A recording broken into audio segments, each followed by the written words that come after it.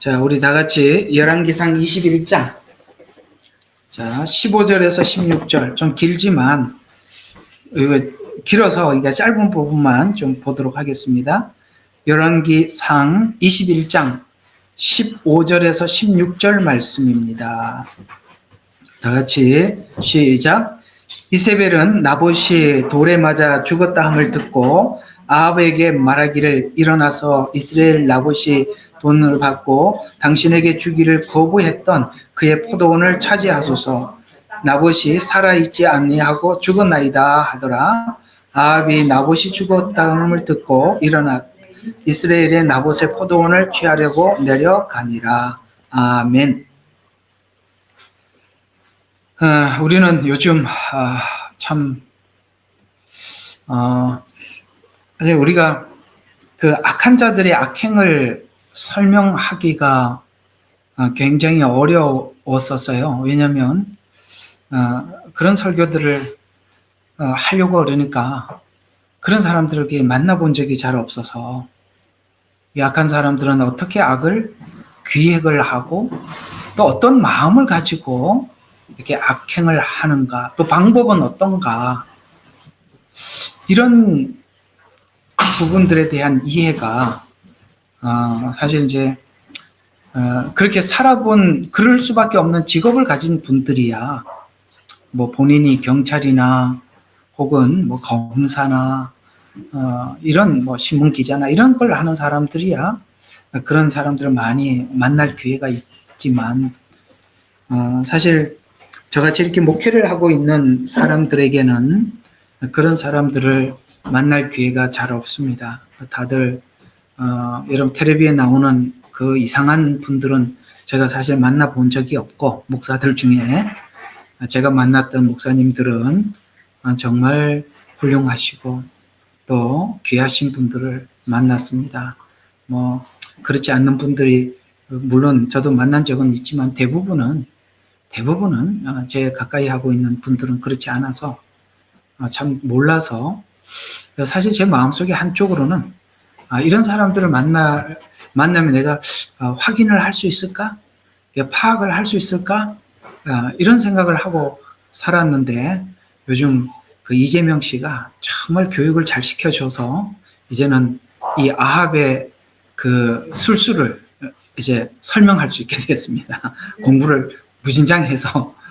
그래서 이게 악한 자들이 이런 모델을 가지고 있구나라는 것을 오늘 지금 실제적으로 보고 있는 한 사람, 그 다음에 성경에 나타나 있는 이 아합이라는 한 인물을 우리 둘을 이렇게 잘 대조하면서 우리 공부를 좀 해야 우리가 이런 데 당하지 않지 않겠어요?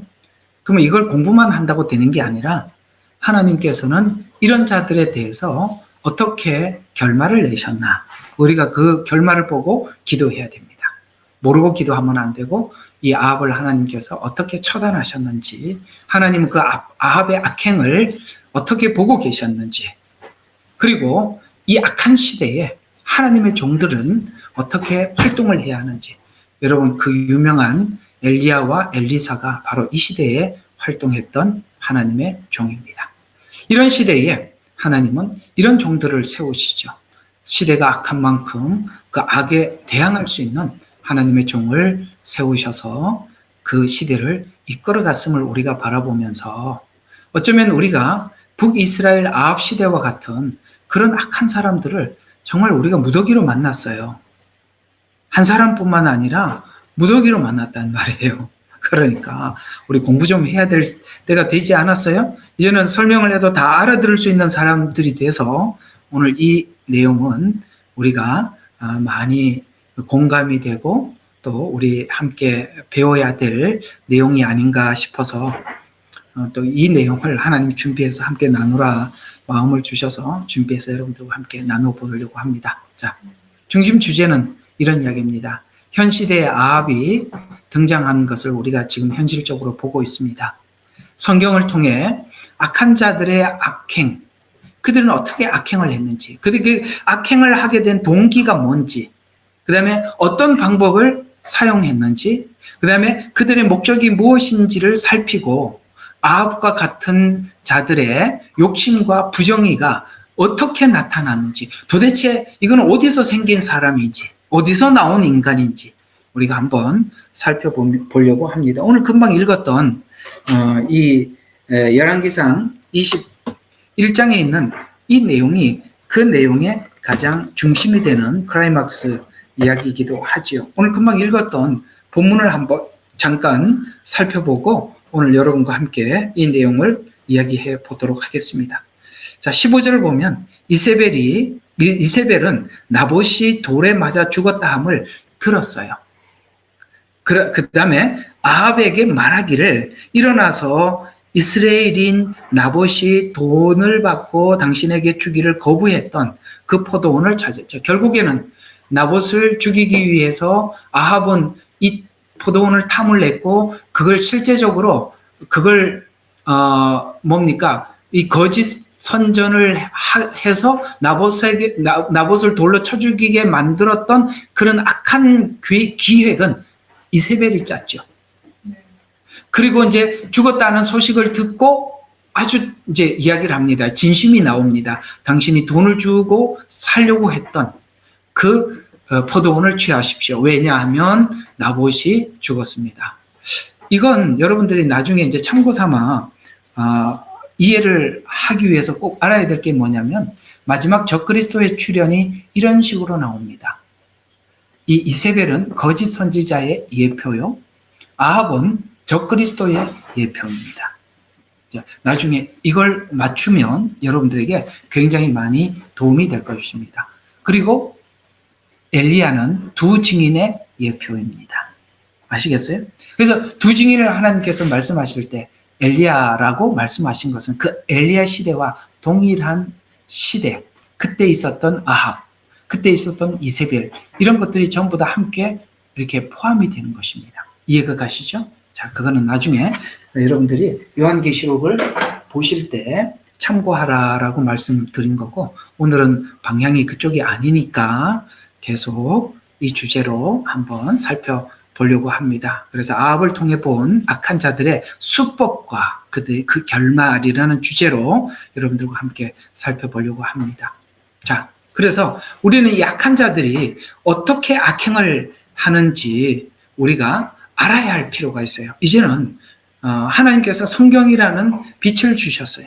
그래서 악한 자들이 숨어서 어떤 악행을 꾸며서 우리에게 자꾸 드러내주는데 우리가 어떻게 꾸미는 줄 알면 되잖아요. 여러분, 이 악한 사람들이 악한 방법을 할 때 너무나도 저는 이런 생각이 들어요. 이 사람들도 사단이 하는 방법을 엄청나게 연구해서 어떻게 이렇게 똑같을까? 사단이 하는 술수 방법과 이 악한 사람들이 하는 방법이요, 너무나도 똑같아요. 그래서 나는 이런 생각이 들어요. 이 사람들이 이 아합이나 사울이나 이런 악한 사람들 있잖아요. 그 니므롯이나 이런 사람들을 연구를 해서 이렇게 하나? 이런 싶은 생각이 들 정도로도 너무나도 똑같아요. 방식이. 그러니까 악의 모든 지혜는 사단으로부터 나오니까 아마도 그들이 성경을 연구했던지 아니면 사단이 가르쳐 줬던지 자기가 하는 방법을 전수해 준 것 같아요. 너무 똑같아요. 여기 보면 오늘 이 아합이 나봇의 포도원을 빼앗는 방법이나 지금 현재 정권을 탈취하려고 하는 세력의 무리들이나 오늘 이제 어차피 그 이야기를 한번 하고 넘어가야 돼요. 우리 예레미야 눈물 방에서도 정리를 하고 넘어가야 된단 말이에요. 예? 무조건 으쌰으쌰 하는 게 아니고 확 휩쓸리는 것도 아니고 정확히 알고 가셔야 돼요. 손자병법에 적을 알고 나를 알아야 백전백승하는 거예요. 사단이 어떤 술수를 쓰는지 알고 덤벼야 되는 거지, 아무것도 모르고 팔것도 붙여 덤비다가 보면 계속 방어만 하는 겁니다. 우리는 그들의 죄와 악이 어디로부터 어떻게 출발하고 무엇 때문에 나오는지를 그러니까 본거지를 알아야 돼요. 그 지점을 우리가 파악을 해야 된다는 말이죠. 그래서 우리는 알아야 할 필요가 있고 무장해야 합니다. 그래서 아합은 또 하나님은 어떻게 평가하시는지, 그리고 그 심판은 어떻게 하셨는지 따라서 자신을 살피고, 우리도 이렇게 나도 모르게 이렇게 악에 동조할 수 있으니까 우리 자신을 살피고 하나님의 속성, 이 아합을 어떻게 처리했는지 그 속성을 따라서 그걸 알고 기도하자는 거예요. 하나님이 아합을 이렇게 처리했으니까 하나님 지금 현재 이런 사람들이 아합과 똑같습니다. 하나님 아합을 이렇게 처리한 것처럼 저들에게도 이렇게 처리해 주십시오. 알고 기도하자 이 말이에요. 그래서 그러면 한번 하나하나 보도록 하겠습니다. 아합은 나봇의 포도원을 빼앗으려 할 때 어떤 마음이냐, 이게 중요하잖아요. 그들이 지금 하고 있는 방법은 다 수단이고 실제 마음은 뭡니까? 어떤 마음을 가지고 했단 말이에요. 그게 뭐냐 이거죠. 우리가 그걸 간파하지 못하면 우리는 자꾸 이렇게 이야기해요. 야, 빨리 윤석열 대통령하고 이재명이 하고 지금 누가 뭐 재판 기일을 더 끊느냐. 왜냐하면 날짜는 정해져 있어요. 이재명이 2월 며칠 날이죠? 2심 재판 난다 그러잖아요. 그 날짜를 정해놨다. 사단도요, 날짜가 정해져 있다. 왜? 7년이라는 시간 허가를 맡았단 말이에요. 그러니까 다급할 수밖에 없죠. 왜? 하나님이 준 시간이 있단 말이에요. 그러니까 그들이 할 수 있는 방법을 다 동원할 수밖에 없듯이 우리는 지금 그걸 공부를 잘하고 있는 거예요. 여러분들이 이런 상황을 보면서 그때를 준비하고 우리가 공부를 해야 돼요. 그래서 어떤 마음가짐이냐, 그 속셈을 알고 보여요. 그리고 우리는 자꾸 그런 이야기 하죠. 야, 자기가 깜빵 안 가고 대통령이 되려고 저렇게 한다. 라고, 우리가, 물론 그거 알지요. 그러나, 그보다 더 깊은 속을 알아야 된다는 것이죠. 그래서 이와 같이, 이 아합의 악한 마음을 깊이 있게 우리가 해부를 해보면, 성경은 이 아합의 이야기에 대해서 여러 가지를 이렇게 열왕기상 21장에 악한 마음이 어떤 거였는지 잘 이야기를 하고 있습니다. 그러면 이 아합의 배경을 한번 보죠. 저번 우리가 목요일 날인가요? 제가 여러분들에게 기독교가 하나님 앞에 타락을 하게 되면 이 불황아들이, 깡패들이 등장을 하게 된다. 그런 얘기 한번 했죠. 그래서 그런 자들이 나타나서 정치를 하려고 하듯이 이 북이스라엘을 건국한 건국 정신 자체가 하나님으로부터 떠나려고 하는 출발이었기 때문에 거기는 선한 왕이 등장할 수가 없어요. 이해가 가죠? 예를 들어서 거기에 올라가서 바알을 산당을 지어놓고 이것이 마치 예루살렘에서 예배하는 것과 동일하다라고 가서 산당에서 예배를 드리라고 했을 때 이스라엘 백성들은 이거는 아니라고 백성들이 반기를 들어야 되는데 사람들이 반기를 들지 않고 산당에 가서 예배를 하고 그렇게 그냥 사는 거예요. 그건 뭐죠? 백성들은 이것이 하나님 앞에 죄악이라는 걸 알면서도 아무도 반기를 들지 않았다는 거예요. 우리는 얼마 전에 박근혜 대통령이 탄핵이 될 때 우리는 그걸 다 봤어요. 아니라는 걸 사실 많이 공부를 하고 애를 써서 조금이라도 알아보려고 했더라면 알아냈을 것입니다. 그런데 아무도 알려고 하지 않았어요.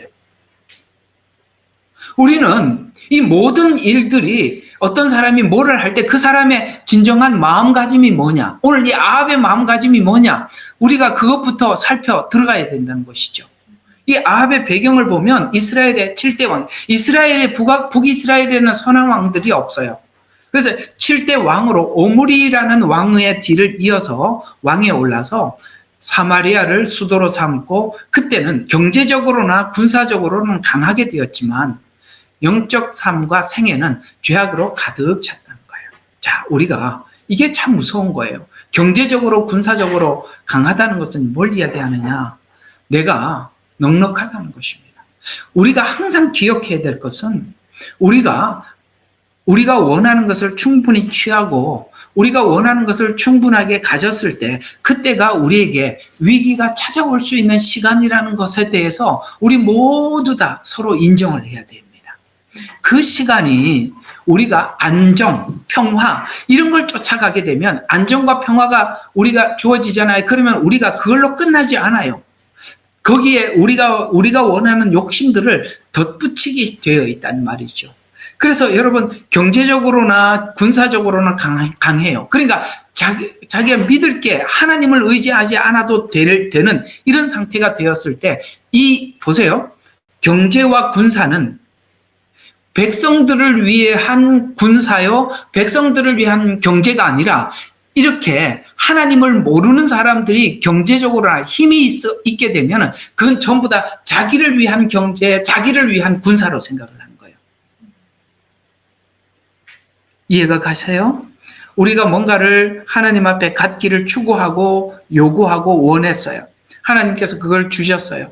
하나님이 마음속에 없는 사람들은 그건 하나님을 위해서 쓰는 돈도 아니고 군사력도 아니고 그건 전부 다 자기를 위한 경제요, 자기를 위한 군사가 된다는 말이죠.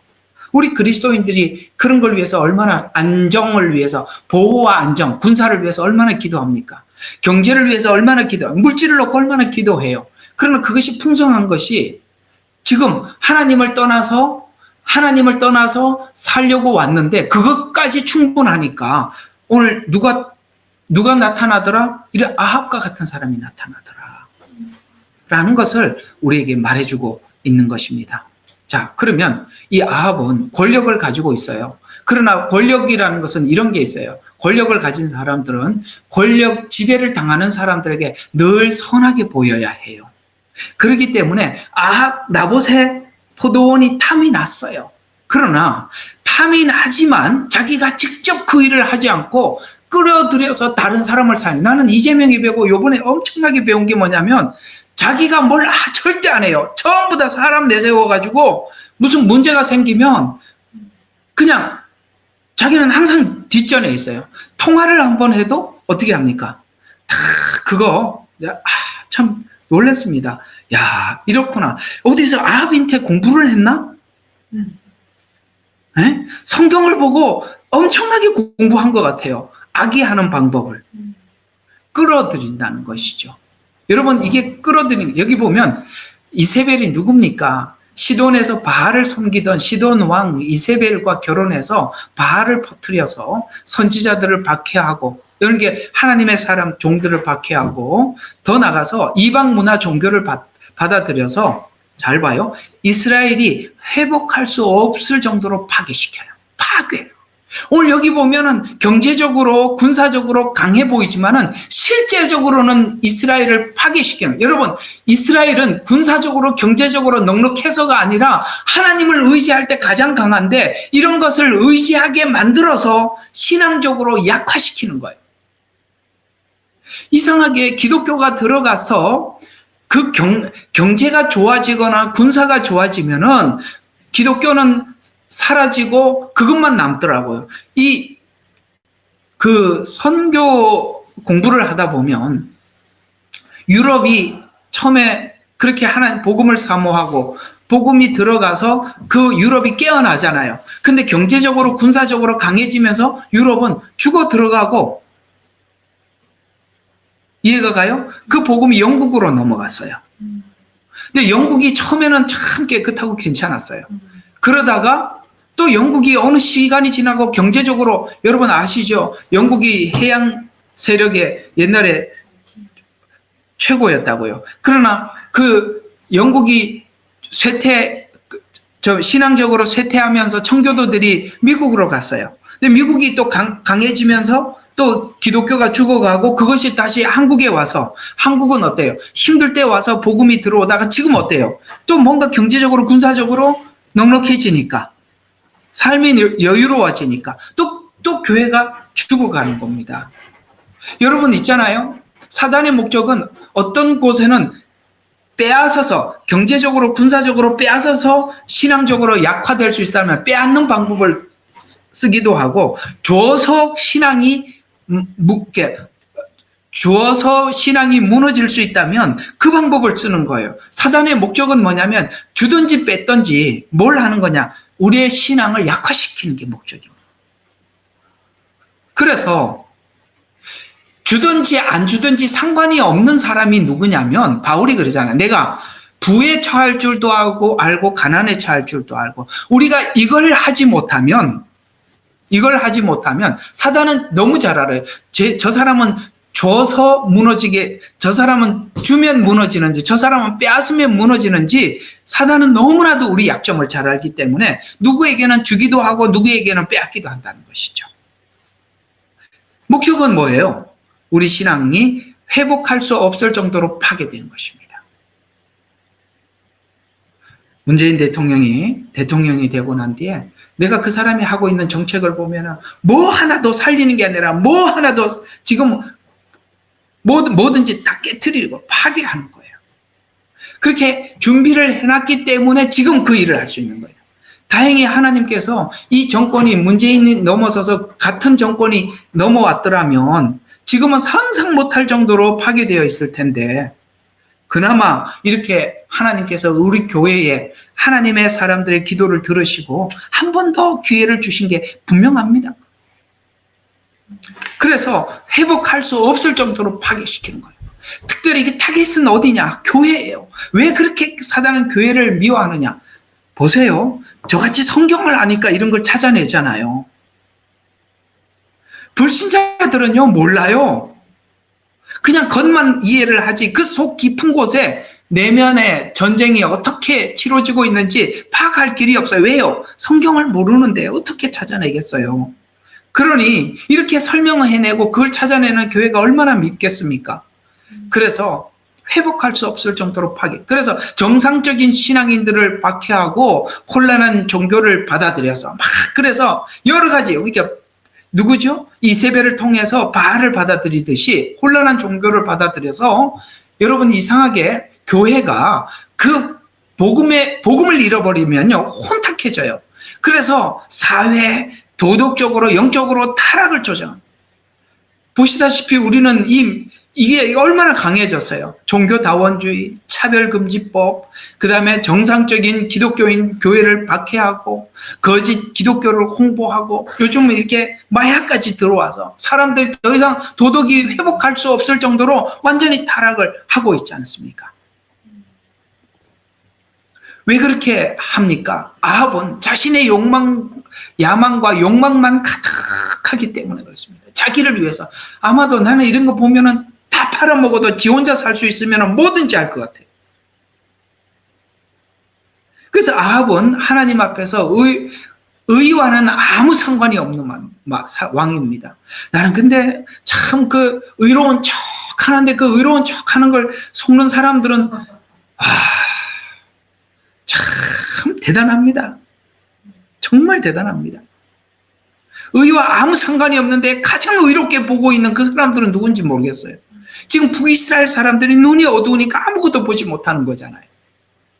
철저히 자신의 욕망을 위해서 왕권이 필요했고, 그래서 왕권과 자신의 야망을 위해서 그 왕권은 뭐 하는 겁니까? 남용할 수밖에 없는 것이죠. 그 대표적인 예를 성경은 나봇의 포도원, 이것이 나봇의 포도원에게만 있었던 것이 아니라 아합이 수많은 이런 일들을 이렇게 악행을 저질렀다라고 성경은 말해주고 있는 것입니다.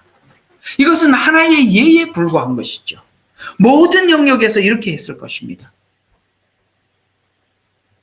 그래서 나봇의 포도원을 빼앗아서 왕권을 강화하고 자기의 재산을 늘리려고 하는 야망만 가득할 뿐입니다. 인간의 탐욕과 권력욕이 얼마나 하나님의 뜻에 거슬리는지를 잘 표현하는 증거들입니다. 이것은 처음에 에덴 동산에서 있었던 인간이 가지고 있는 탐욕을 그대로 실제 권력을 가졌을 때 이렇게 나타난다라는 것입니다. 여러분 보면은 이 사단이 와서 하와에게 이렇게 말을 하잖아요. 네가 이것을 먹으면 네가 하나님같이 되리라. 이것은 소유욕, 권력욕, 인간의 탐욕 그 자체를 그 한마디에 다 담아놓은 것입니다. 하나님같이 되리라. 인간에게는 누구나 이게 있어요. 여러분들이 과거에 하나님을 알지 못했을 때 미래에 여러분들이 가지고 있었던 꿈과 희망과 목표가 뭐였습니까? 돈 많이 벌어보자. 아니면 내가 출세해보자. 여러분 저도 아주 이를 갈고 그렇게 했다가 내려놨죠. 예수님 만나서. 우리가 하나님을 모르면 하나님 같이 되고 싶은 마음들이 누구나 있어요.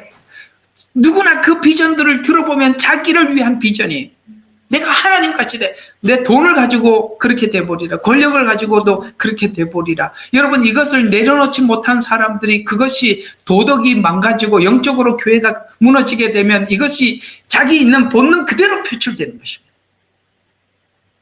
본능 그대로 표출되는 거라 이 말이에요. 그래서 하나님 같이 되리라라고 말했던 그 하와를 하나님께서는 더 이상 하나님 같이 되려고 하는 이 약한 마음을 가지고 영생하지 못하도록 에덴 동산에서 추방시켜버린 것입니다. 왜요?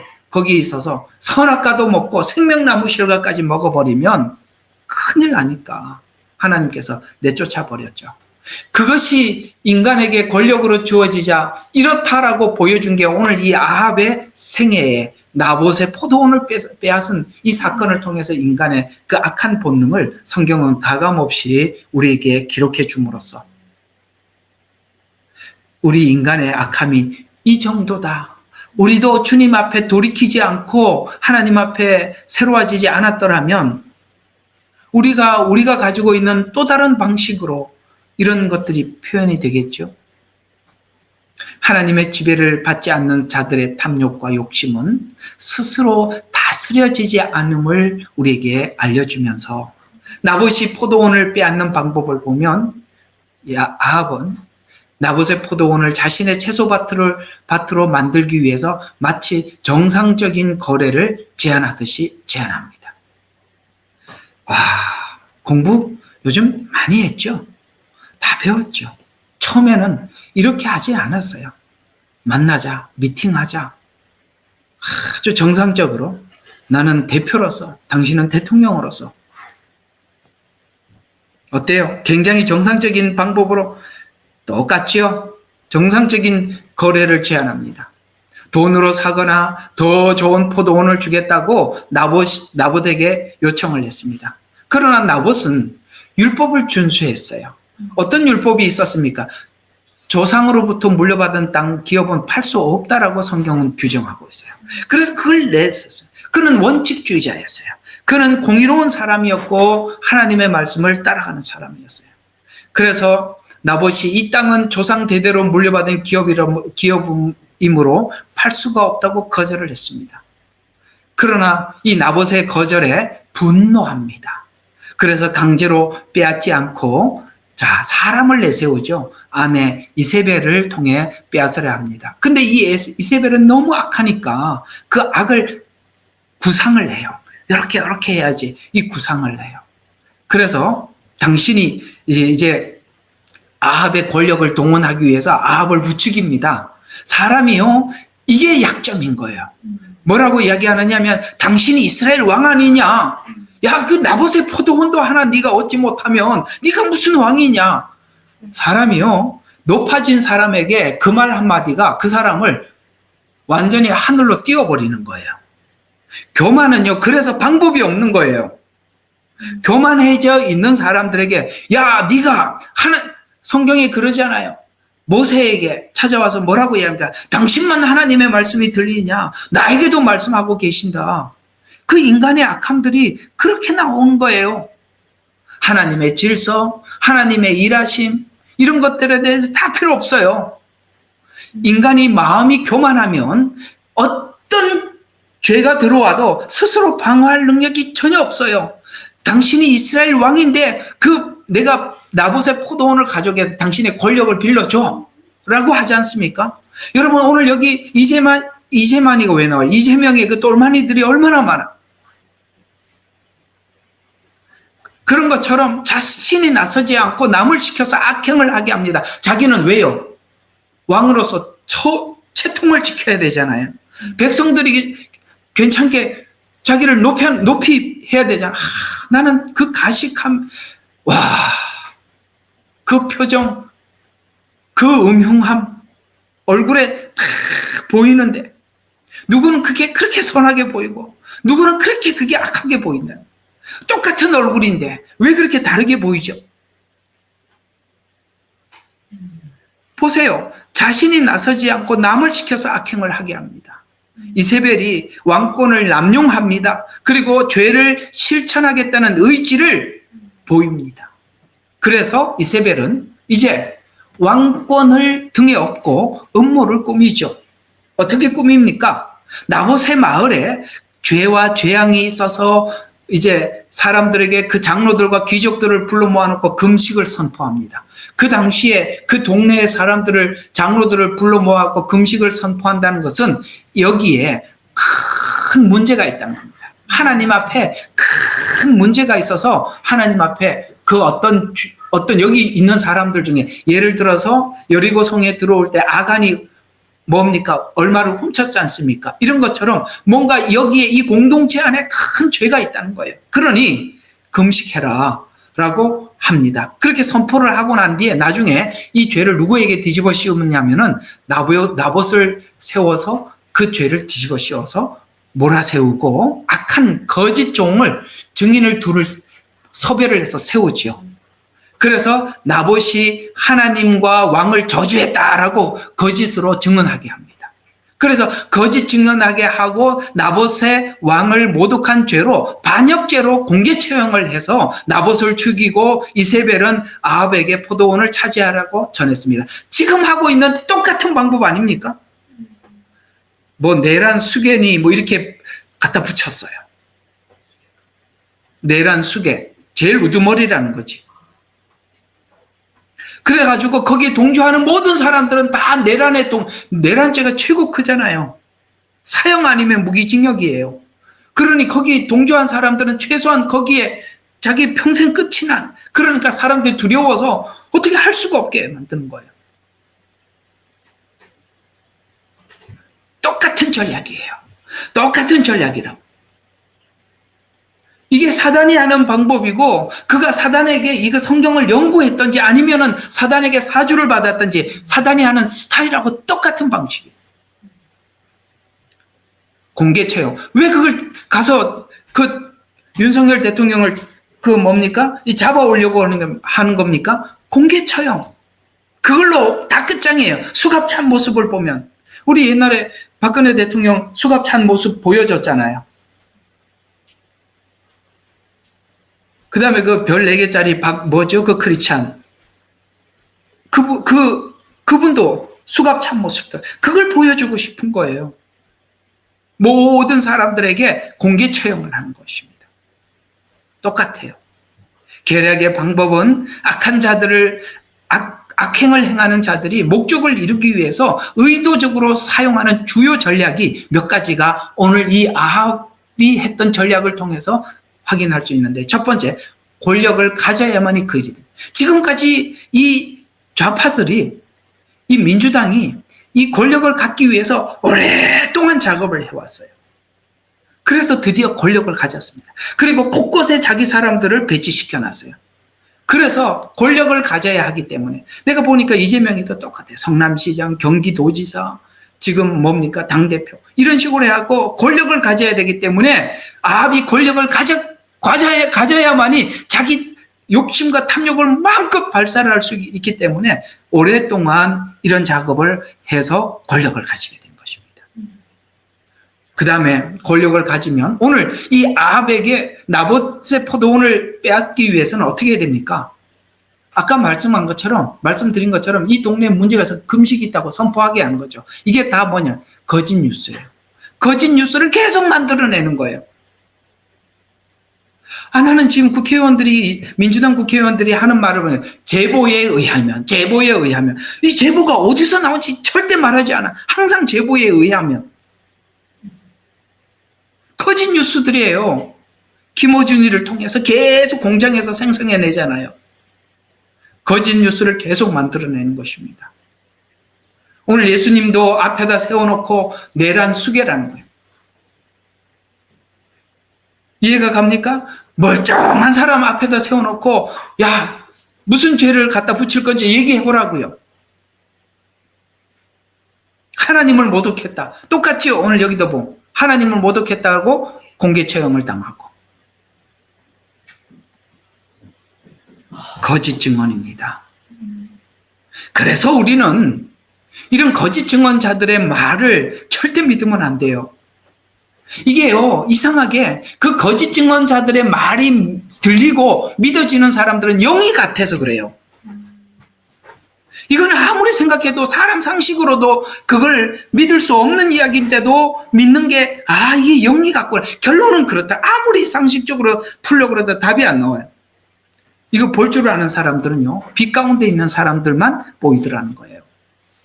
저는 이번 기회를 통해서 하나님께서 이 어둠의 세력들을 드러내 주시고 빛을 드러내 주셔서 불신자들이 많이 주님 앞에 돌아오는 기회가 생길 거라고 여겨집니다. 양심이 바른 사람들, 하나님이 찾으시는 자들을 하나님이 이번 기회를 통해서 정말 세상에는 어둠이 있구나. 정말 빛이 있는 거구나. 도대체 누가 이 빛 가운데 서서 그걸 밝혀주는가? 크리스찬들이구나. 크리스찬들은 왜 그걸 빛을 볼 수 있었을까? 그들은 바로 성경이 있어서 그렇구나. 성경이 진리구나. 이렇게 나오기를 주님의 이름으로 축원하고 기대합니다. 그리고 음모와 조작입니다. 목적을 위해서 음모를 꾸미고 그건 모두 다 조작한 것입니다. 성경을 보면 요셉 형제들이 요셉을 죽이려고 계획합니다. 조작을 하죠. 그래서 노예로 팔아넘겨서 아버지도 요셉이 죽은 줄 알고 살았어요. 다윗은 죄를 감추기 위해서 우리아를 죽게 만드는 음모를 꾸몄습니다. 우리가 자칫 정욕에 치우치거나 욕심에 치우치면 얼마든지 우리가 그때부터는 끊임없이 거짓말을 해야 하고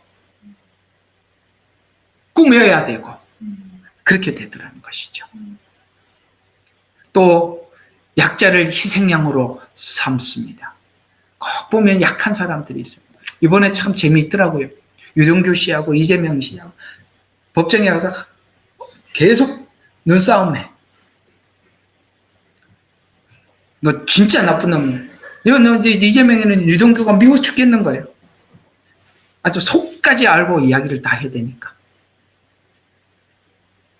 참 많이 배웠어요. 진짜 공부 많이 우리가 이걸 모르면 이 마지막 때 이 적그리스도가 얼마나 사악한지 모르고 그저 그냥 이렇게 대처할 뻔했어요. 우리가 정말 공부 참 하나님이 요즘 공부시키는 중에 공부 열심히 하세요.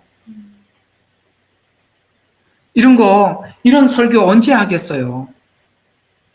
공부를 하고 나니까 얼마나 이해가 잘 됩니까? 그래서 우리는 꼭 이걸 기억해야 합니다. 우리가 목적을 위해서 부정한 수단을 정당화하려고 하는 유혹에 빠지지 말라는 거예요. 여러분, 우리가 악한 곳에 우리 발을 딛기 시작하면, 한 발을 디디면 이 한 발을 지우기 위해서는 다음 발을 내딛어서 또 거짓말을 지우고 또 거짓말을 지우고 계속 반복하는 거예요. 그러면 어떻게 되는지 아십니까? 나중에요, 자기가 거짓말을 해도 거짓말이라는 양심 자체가 가책이 전혀 없어요. 이게 바로 성경의 말, 히브리서에서 말하는 양심이 화인을 맞은 거라고 이야기하는 거예요. 양심에 화인을 맞으면요, 절대 복음이 들어가지 않아요. 그게 버림받은 거예요. 하나님께서 그렇게 거짓말을 할 때 하나님이 계속 로마서에서 내어버려 두었다 그랬죠. 내버려 주면은 사람들이 더 이상 자기 거짓말에 대한 일절의 양심의 가책이 없어요. 무슨 말을 해도 그게 자기가 진짜로 말해요. 지금 자기가 현실과 거짓말을 분간을 못해요.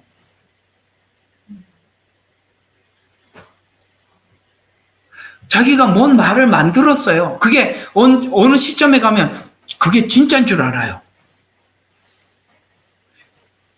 정신병자예요. 무섭습니다. 우리가 목적을 위해서 부정한 수단을 자꾸 동원을 하면 그것이 내가 그걸 얻기 위해서는 이런 생각을 하는 거예요. 목적을 성취하기 위해서는, 목적을 위해서는 수단은 아무 문제가 없다는 거예요. 목적을 달성하기 위해서는 수단은 거짓말이든 뭐든지 아무 상관이 없다는 거예요. 이게 사단이 말하는 유혹입니다. 그러나 하나님은 이걸 너무 미워하는 거예요. 거짓말을 하나님이 너무 미워하는 거예요. 왜요? 그렇게 하면 우리는 우리 스스로가 자해하고, 우리는 우리 스스로가 죽어가고, 우리는 우리 스스로를 포기하는 것입니다. 하나님 앞에서. 그래서 아합의 악한 마음의 구조는 여러 가지죠. 탐욕이 있고, 그 다음에 타락이 있고, 교만이 있고. 자, 이 세 가지. 하나는 뭐라고요? 탐욕이 있고, 그 다음에 타락이 있고, 그 다음에 교만이 있어요. 이런 것들입니다. 이런 것들이 자기에게 권력이 주어지면 무책임하게 그 권력을 남용하게 됐지요. 오늘 이 아합을 통해서 우리 자신을 돌아봐야 될 몇 가지는 뭡니까? 이런 교훈을 주지요. 너는 네 마음속에 하고 있는 모든 삶에서 네 욕심이 가장 최우선이냐?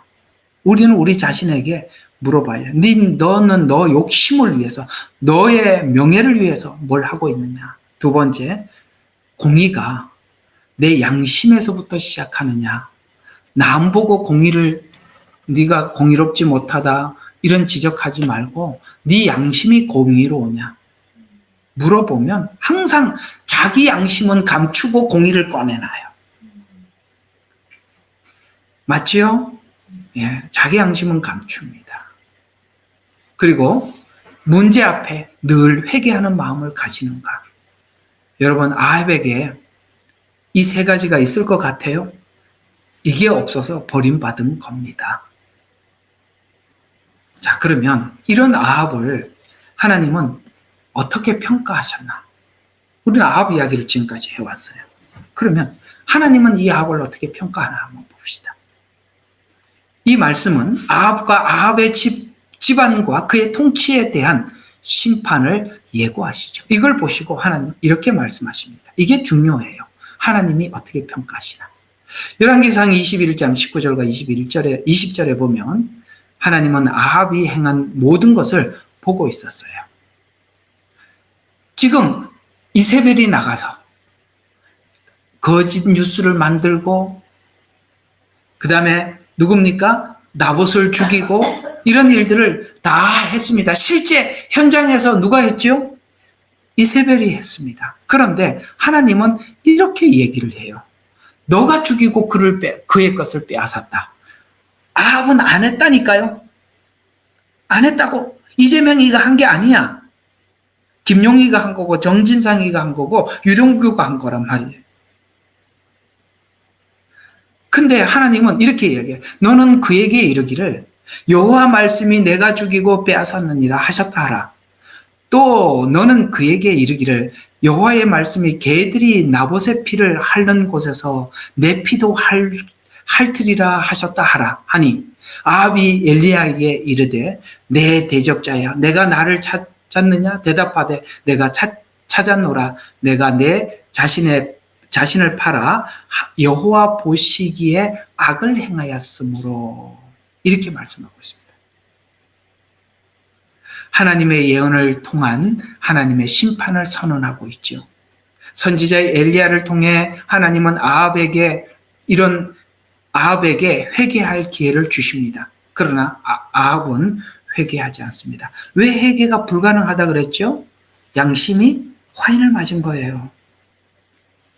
이상하게 이 사람들은 진실이야. 나는 참 내가 이렇게 그 청문회 같은 거를 하고 뭘 하는 걸 보면 국민의힘도 싸우는 거 보면 정말 바보들이에요.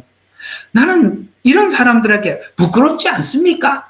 여러분, 이 사람들은 부끄러움이라는 단어가 있나? 이런 생각을 하는 사람들인데 그게 무슨 상관이 있어요? 그 사람들은 부끄러움을 잊은 지 오래된 사람들이 왜 그걸 꺼내나? 그건 자기가 부끄러운 거지. 그 사람들에게는 부끄러움이 없는 거예요. 양심의 과인을 맞고 나면 부끄러움 자체가 없어요. 왜 그런 말을 쓰는지 모르겠어요. 그러니 무슨 둘이 말이 되겠어요. 우리가 상대가 사단이 얼마나 악한 존재인 줄 알고 봐야 되는 거예요. 그래서 하나님이 계속 이렇게 심판을 경고합니다. 열왕기상 21장 23절과 24절 이어서 계속 이렇게 말합니다. 내 행위가 나봇의 피를 흘린 것 같이 내 집안에도 흘리리니 내 집안의 피가 흐를 것이며 내가 오늘 나봇에게 한 일대로 내게 보답하리라. 내 자식들이 곧 마당에서 허덕이며 내가 죽은 곳으로 멸망할 것이며 내가 죽은 것 같이 내 장래에 썩을 곳에서 죽을 것이니라. 여러분, 나봇이 이렇게 죽어서 아이고 잘 죽었다. 그 죽었다는 얘기 어떻게 죽었냐 묻지도 않아요. 야 죽었다니 아이고 죽었어 잘 됐네. 내가 가서 나봇의 포도원을 취해야 되겠네. 이런 생각만 했죠. 그러나 하나님은 다 기억하고 계시죠. 네가 죽였다. 그리고 그가 죽은 대로 너도 죽을 것이다. 예수님을 십자가에 못 박으면서 사악한 행동을 다 했습니다. 그렇죠? 네가 하나님의 아들 내려와봐. 없는 죄 뒤집어 씌워서 예수님을 십자가에 못 박아 죽였죠. 여러분, 그걸로 사단이 끝난 걸로 생각합니까? 아니요. 주님은 영원한 불못을 준비하고 계십니다. 이 경고는 하나님께서 아합의 악행을 용납하지 않고 그 죄에 대한 응징을 분명하게 하신 것입니다. 왜냐? 하나님은 공의로운 분이기 때문입니다. 우리는 그걸 믿습니다. 하나님의 공의는 모든 것을 드러내 주실 것입니다. 하나님의 공의는 불의를 보시고 심판하십니다. 의롭지 않는 행위는 반드시 우리가 책임을 진다는 것을 오늘 아합의 결말을 통해서 우리에게 경고하고 있는 것입니다. 더 나아가서 하나님은 회개와 변화의 기회도 주셨습니다. 그렇죠? 분명히 엘리야를 통해서 말해 주었어요. 그러나 이 기회를 받든지 안 받든지 자신이 결정하는 것입니다. 그건 아합 자신이 결정하는 것이고 훗날 책임도 자기가 지는 것입니다. 회개하지 않는 아합의 집을 어떻게 심판하셨습니까? 하나님은 아합의 악행에 대해 구체적인 심판을 말씀하셨습니다. 열왕기상 21장 19절과 24절 아까 한번 다 보면 내가 오늘 이날 내가 너를 내 조상 다윗의 집에서 끊어버리시. 여러분 이게 저주지요.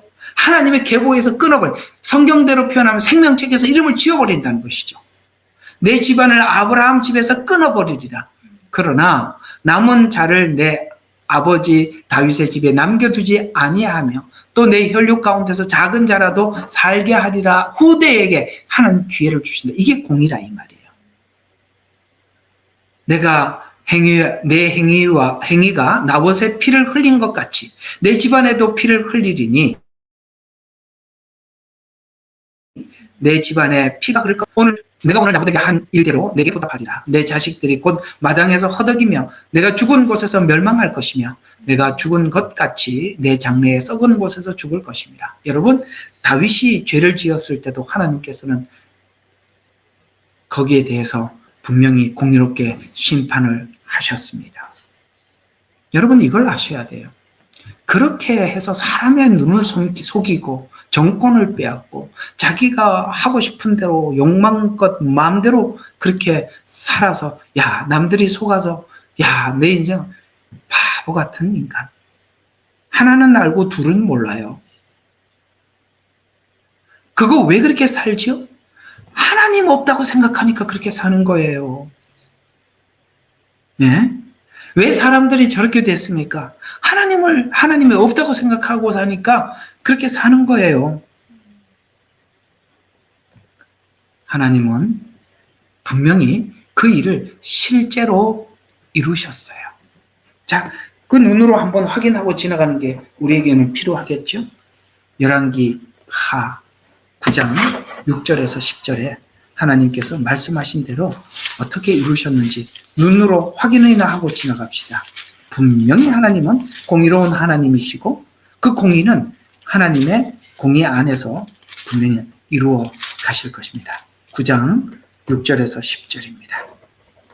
자, 예후가 일어나 집으로 들어가서 그가 예후의 머리에 기름을 붓고 그에게 말하기를 이스라엘 주 하나님이 이같이 말하노라. 내가 주의 백성 곧 이스라엘을 다스리는 왕으로 너에게 기름을 부었노라. 너는 내 주인 아합의 집을 치라. 내가 이세벨의 손에서 흘린 나의 종된 선지자들의 피와 주의 종들의 피를 복수하리라. 지금 예후가 누가 기름을 부었죠? 엘리야가 예후에게 기름을 부어서 뭡니까? 이스라엘의 왕이 되게 하고 그 다음에 누구에게 기름을 부어서? 아합에게 아니지. 예후에게 기름을 부어서 이스라엘의 왕이 되게 하고 그 다음에 엘리사에게 기름을 부어서 그 다음에 이스라엘의 선지자가 되게 하고 아람 왕 누구죠? 이게 이름을 갑자기 생각이 안 나네. 그에게 기름을 부어서 아람 왕이 되게 하고라고 하잖아요. 그건 뭐냐면 모두가 이스라엘을 심판을 준비한 겁니다. 예후는 예후에게 기름을 부어서 이 누구죠? 여기 아합을 심판하게 하기 위해서 예후에게 기름을 붓습니다. 그 다음에 아람 왕에게 기름을 부어서 결국은 그 아람 왕이 이스라엘을 멸망하게 만드는 왕으로 하나님이 세우십니다. 이해가 가요? 그러니까 오늘 여기 그러니까 아합 왕도 심판을 받고 이스라엘도 심판을 받도록 하나님 준비시키는 거예요. 누구를 통해서? 엘리야를 통해서. 이게 그저 엘리야가 해야 될 사명을 이야기하는 것이 아니라 심판을 위해서 세우는 자들입니다. 하사엘 맞아. 이제 생각납니다. 아람 왕 하사엘에게 기름을 부어서 그래서 그 나라를 통해서 이스라엘이 멸망을 당하게 되는 거거든요.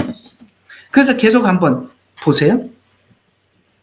아람이 지금의 시리아입니다. 자, 8절부터 한번 계속 봐요. 그러므로 아합의 온 집이 멸망하리니 내가 담벼락에 오줌 누는 자와 이스라엘에 갇힌 자와 남겨둔 자와 아합에게서 끊어버리라. 그러니까 아합으로부터 완전히 단절시켜버리겠다. 그래서 아합의 집을 느밧의 아들 여로보암 집과 같게 하여 또 아히야의 아들 바하사의 집과 같게 하리라. 이미 멸망했던 걔들이 이스라엘 땅에서 이세벨을 먹을 것이요 그녀를 장사할 사람이 한 사람도 없으리니 하더라. 그리고 그가 문을 열고 도망하니라. 이해가 가십니까? 하나님은요 정말 행한 대로 갚아주시는 하나님이십니다. 물론 마지막 때 영원한 불못에서 그러지만은 우리가 인생을 살면서 지은 죄에 대해서 하나님 그 책임을 묻는 거예요. 이게 그냥 어리둥당 넘어갈 것 같아요? 우리는 이런 하나님을 봐야 돼요. 우리가 가서 현장에 가서 하는 것도 한계가 있어요. 그것도 하나님 마음을 주신 분을 가서 하세요. 그러나 그거 하지 못하는 사람들은 기도하세요. 하나님은 하나님의 사람들의 기도를 외면하지 않으시는 분이시고 하나님은 이런 분이라고 오늘 소개하고 있지 않습니까? 아합 시대의 하나님의 종들의 역할에 대해서 한번 더 마지막으로 살펴보고 이야기를 마쳐보겠습니다. 이런 악한 시대에 하나님은 어떤 종들을 등장시키시는가? 그 종들은 어떤 역할을 하느냐? 악한 왕 아합으로부터 인해 우상 숭배가 심각해졌어요. 여러분 보세요. 좌파 기독교가 나오면서 이거는 완전 기독교가 아닌 거예요. 이게 무슨 그런 교회가 있어요. 복음하고 전혀 다른 이야기를 하고 있는 거예요. 정말 우상 숭배가 심각해졌어요. 이런 인간이 등장을 하니까 이런 교회가 우후죽순은 대부분이 이런 교회예요. 우상 숭배하는 교회들. 다 산당이지 그게 무슨 교회예요. 북이스라엘에는 다 산당이에요. 그건 우상 숭배 장소지 교회가 아니란 말이에요. 그러나 교회라고 간판을 붙여놨다고요. 우상 숭배가 심각해졌고 여러분 우상 숭배적 교회를 다니고 이런 이상한 교회를 다니면 뭐가 따라오냐면 그 교인들이 다 불의해요. 성경적이지 않단 말이에요. 하나님의 백성들의 모습이 어디에도 없어요. 그래서 백성들이 불의해져요. 뿐만 아니라 하나님을 경외하지 않아. 이런 시대에 나타난 하나님의 종은 강력한 말씀을 전할 선지자가 필요한 것입니다. 마지막 7년에 되면 적그리스도가 활동해 오늘 여기 아합이 통치할 때와 똑같은 상태가 되는 거예요. 그래서 엘리야 같은 두 증인이 등장하는 겁니다. 그래서 이 시대에 강력한 말씀을 전할 선지자가 필요합니다. 이 시대는 하나님의 음성이 없는 시대, 우상 숭배하는 악한 자와 맞서 싸울 종이 필요했습니다. 그래서 엘리야가 등장을 하죠. 이것이 바로 엘리야의 등장에 가장 두드러진 표현으로 등장하는 것이 열왕기상 18장에 바알의 거짓을 폭로시키는 거예요. 저 교회는 가짜 교회다. 저들은 다 거짓 선지자다. 저거 하나님의 종이라고 하는데 가짜다라고 그것을 밝히는 엘리야가 갈멜산에서 그걸 분명하게 드러냅니다. 그래서 바알의 거짓을 폭로하고 참신인 하나님을 증거하는 선지자 아합과 이세벨을 정면으로 대적해서 악한 왕 앞에 두려워하지 않는 하나님의 선지자가 등장하게 되죠. 이런 종들을 통해서 하나님의 영광을 드러내고 거짓된 자들의 거짓을 드러내고, 더 나아가서 이 엘리야와 엘리사의 사역은 그 당시에 강력했지만 그 강력한 만큼 미래에 대한 정확한 예언을 합니다. 그래서 미래의 예언을 전달합니다. 그래서 종말에는 어두움을 준비하는 아합과 강력한 말씀의 종 엘리야가 동시에 등장할 것입니다. 하나님은 지금 그 어두움 그걸 우리 한국에 다 드러내줘서 우리에게 미리 공부를 시켜주고 있는 거예요. 그러면 우리는 뭘 해야 될까요? 오늘 이 엘리야가 준비한 것처럼 하나님의 강력한 말씀을, 하나님의 강력한 예언을 들고 나설 준비를 해서 그들과 맞서야 하는 것입니다. 사랑하는 여러분, 오늘은 아합과 나봇의 이야기를 통해서 우리는 악한 자들이 어떤 패턴을 가지고 교회를 공격하고 세상을 뒤집어 엎는지 우리는 충분히 숙지해야 하고, 우리는 거기에 속아 넘어가지 않기 위해서는 그들의 방법을 익히 배워야 하며, 더 나가서 그들과 맞설 수 있을 만큼 영적으로 무장해야 됨을 오늘 이 아합 이야기를 통해서 여러분들과 함께 나누어 보았습니다. 우리는 현장 실습을 하고 있는 중이라 이 이야기가 여러분들에게 아주 가까이 와닿을 것입니다. 여러분 소식을 다 들으셨겠지만 2차 이제 영장을 받고 이제 마지막 정말 승부를 봐야 될, 이쪽은 이쪽대로 시간이 정해져 있고 저쪽은 저쪽대로, 그렇게 이 상태에서 우리가 그걸 보게 될 것입니다. 우리는 이 상황을 보면서 하나님 각자 마음에 주시는 감동대로 하십시오. 하나님 앞에 기도로 부르심을 받았다면 기도하시고, 하나님 그들을 물질로 도우라 그러면 물질로 돕고, 또 현장에 나가서 피켓을 들으라면 들고, 나름대로 이것이 옳다 저것이 옳다 제발 그런 거 가지고 싸우지 마세요. 그건 각자가 부르심이 달라서 그러는 거예요. 이거 안 하면 저 사람 틀리고, 우리 그렇게 정하지 마세요. 하나님 쓰시는 게 다 다양한 거예요. 그런 이야기 그만하시고, 우리 모두 다 같이 애탑니다. 왜요? 우리가 아합 같은 자들이 등장하면 북이스라엘처럼 교회가 될 것 뻔하잖아요. 다 거짓 교회만 살아나고 참 선지자들은 나만 홀로 남았거늘 내 목숨도 거둬. 엘리야가 하는 얘기 봤죠? 그렇게 고통스럽다는 겁니다. 우리 하나님께서 성경을 주신 게 얼마나 다행이고, 이걸 우리가 볼 수 있어서 얼마나 감사합니까? 또 이걸 우리에게 말씀해 주시니 더더욱 감사한 마음으로, 사랑하는 여러분, 우리가 더 말씀 붙잡고 나가서 승리하기를 주의 이름으로 축원합니다. 기도하겠습니다. 하나님 아버지, 오늘은 아합과 나봇 그 관계 속에서 하나님의 평가, 그 시대에 하나님의 종은 어떻게 무장을 했는지 우리가 살피면서 지금 현재 대한민국에 있는 모든 상황들을 맞추어서 정리를 해 보았습니다. 알고 가게 도와주십시오. 무턱대고 아버지 하나님 감정에 휘둘리지 않고 분명한 성경을 보고 분명히 성경이 말하고 있는 방향과 노선을 알고 달려가게 해주셔서 헛발질하게 하지 않게 해주시고 엉뚱한 데 힘 빼지 않게 도와주시옵소서. 현명한 성도들이 되게 하옵소서. 예수님 이름으로 기도합니다. 아멘. 예레미야의 눈물은 시대에 맞는 말씀 선포와 변질되지 않은 순수 복음을 외치고 있습니다. 함께 연결되어 하나님께 예배드리며 이 마지막 때에 하나님께 쓰임받길 원하시는 분은 카카오 채널로 연락 주시면 연락드리도록 하겠습니다. 고정 댓글에 채널 경고와 착제에 대비한 예비 채널과 제2채널 링크를 올렸습니다. 이 채널 또한 구독 부탁드리겠습니다. 감사합니다. 우리는 역사상 가장 중요한 시점을 지나고 있습니다.